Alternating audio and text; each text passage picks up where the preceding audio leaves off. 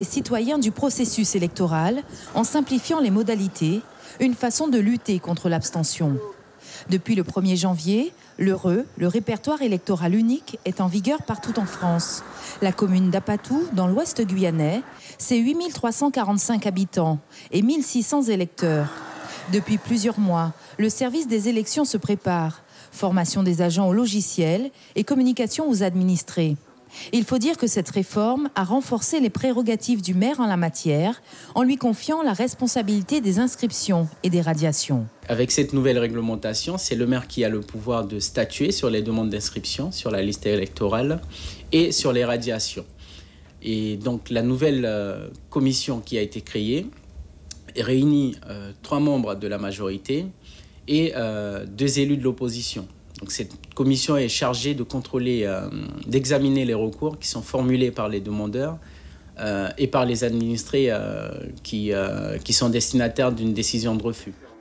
L'autre particularité de ce dispositif, une collaboration conjointe entre les municipalités et l'INSEE. L'INSEE applique directement dans le répertoire électoral unique les radiations pour décès et les inscriptions d'office des jeunes et des personnes venant d'acquérir la nationalité française. Une réglementation plus souple pour les électeurs, des listes électorales plus fiables, mais la mise en place n'est pas toujours évidente, surtout pour les petites communes. Autre exemple, celui de Awalay à Limapo, une petite commune de 1390 habitants, donc concernée par cette réforme, mais pour l'heure, aucune nouvelle inscription depuis la mise en place de ce nouveau dispositif. À Awalay à Limapo, le responsable des élections peine à attirer les nouveaux inscrits, même s'il avoue que cette réforme lui facilite la tâche. C'est très bonne chose, quoi. Parce qu'au départ, c'était pas ça du tout, quoi. Il n'y avait pas d'inscription, on attendait, mais là, c'est directement l'INSEE.